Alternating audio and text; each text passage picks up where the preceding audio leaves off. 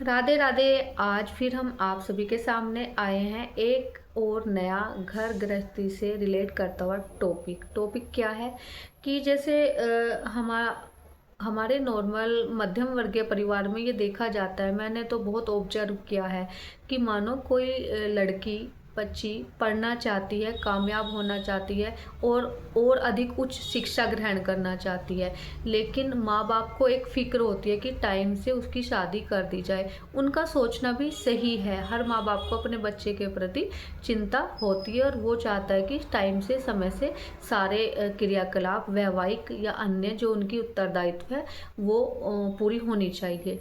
लेकिन इसका अर्थ यह नहीं है कि इस चीज़ में माँ बाप अपनी जिम्मेदारी से मुक्त होने के लिए उस बच्ची का जो शादी तय कर देते हैं और वो दूसरे घर में चली जाती है। लेकिन जो वो लड़की के मन की एक इच्छा या आकांक्षा होती है वो पूरे जीवन के लिए शांत हो जाती है। क्या ना ऐसे क्या घर वालों को क्या लगता है कि देखो भाई, तुम्हारी शादी कर देंगे तो उनको नौकरी करानी है या नहीं है तो वो उन पे डिपेंड करता है। वो चाहेंगे तो ठीक है तुम आगे पढ़ लेना, नहीं तो हमको तो शादी अभी करनी है समाज की दृष्टि से। उस समाज की दृष्टि से जिस समाज को हमारा कोई फ़र्क ही नहीं पड़ता, आप अपने बच्चे की ज़िंदगी की सफलताओं को जब्त कर लेते हैं। क्या है ना, माँ बाप की बातें मानना बहुत ही अच्छी बात है, ये गलत नहीं है, लेकिन उस बात में आपको यह भी समझना होगा कि आपका बच्चे की खुशी किस चीज़ में है। मान लो शादी कर दी, नए रिश्ते बन गए, नया परिवार मिल गया और वो यहाँ आप फ्री हो गए, माँ बाप तो अपनी जिम्मेदारियों से मुक्त हो गए, लेकिन वो दूसरे परिवार में नए माहौल में जो करना चाहती है, सफल हो सकती थी या उसके साथ के बच्चे सफल हो गए हैं, उसके अंदर एक उदासीनता आ जाएगी और उस उदासीन स्वभाव से ना वो खुश रह पाएगी, ना उस परिवार को जिससे वो जुड़ी है खुश रख पाएगी। तो इस मानसिकता का बहुत ही दूरगामी निर्णायक इफेक्ट होता है। मान लो वो खुद खुश नहीं होगी और वो किसी को बता भी नहीं पाएगी, तो एक निराशा का जीवन हमेशा रहेगा। तो शादी तय करने से पूर्व ज़रूरी है कि आप अपने बच्चे को, बाकी बातें तो करते ही हैं ना, तो इस विषय पे भी गंभीरता से वार्तालाप होनी चाहिए कि अगर वो कामयाब होना चाहती है और आपको शादी करनी है, पहले उसको थोड़ा टाइम दे, समय दे। अगर वो कहीं चयनित हो जाती है या कामयाब हो जाती है तो उसकी शादी की फिर आपको कोई चिंता करने की ज़रूरत ही नहीं है। उसकी शादी बहुत अच्छे से हो जाएगी, ये आपको भी पता है।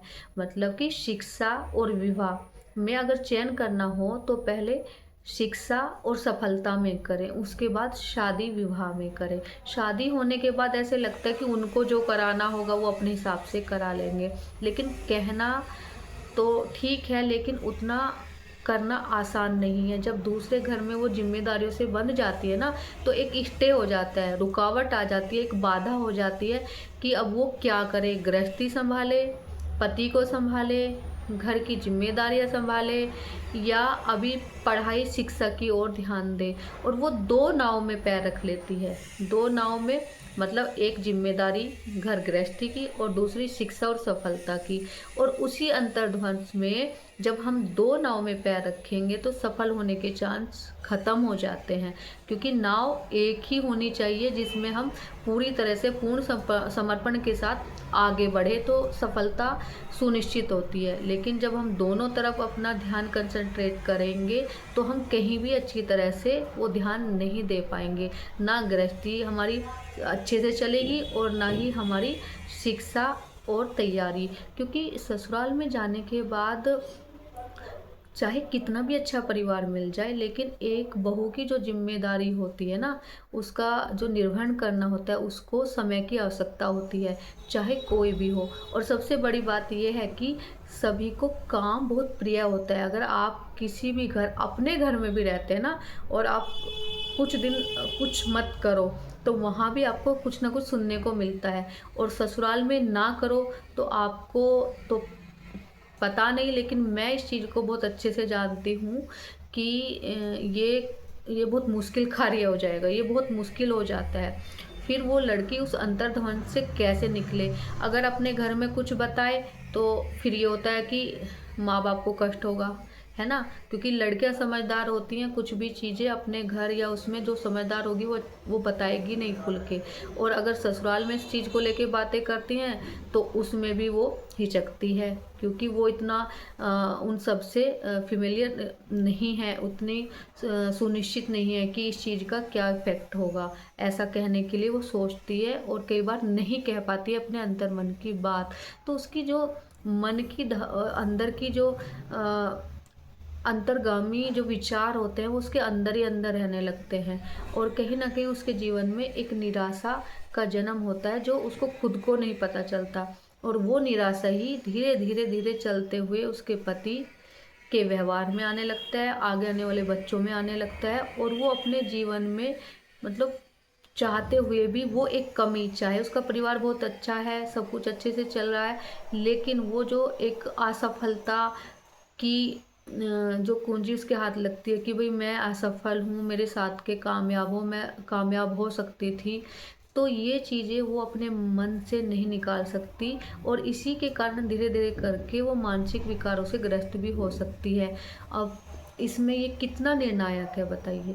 कोई भी डिसीज़न जीवन का जो बहुत महत्वपूर्ण है, उसको बहुत सोच समझ के लेना बहुत ज़रूरी है। इसमें किसी भी प्रकार का संशय ना करें, क्योंकि आपके किसी एक डिसीज़न से किसी का आगे का जीवन खुशमय और कहीं न कहीं निराशाजनक बन सकता है। तो ये हम सभी की ज़िम्मेदारी है कि जो भी करना है अपने बच्चों की खुशी के लिए, ठीक है, स्वतंत्रता उतनी ही देनी चाहिए जितनी ज़रूरत हो। कुछ बाहरी सामाजिक वैसे कार्य नहीं करने चाहिए जो समाज की दृष्टि से गलत है। चरित्र एकदम उच्च कोटि का होना चाहिए, लेकिन उसके साथ-साथ उसकी इच्छाओं का दमन कभी नहीं करना चाहिए, क्योंकि सब तो सभी लोग अपने परिवार में अपना जीवन दोबारा से अच्छी तरह से निर्वहन कर लेते हैं, लेकिन वो कहीं न कहीं अंदर-अंदर अकेली हो जाती है, तो वो तनावग्रस्त हो जाती है, और उसको तनाव को समझने सुनने वाला कोई नहीं होता है। तो इसलिए इस चीज़ पर भी आप इस डिसीजन पर पूर्व में खूब अच्छे से आपसी बातचीत के बाद ही कोई भी फाइनल डिसीजन लीजिएगा। ये सभी के लिए बहुत अच्छा होगा। राधे राधे।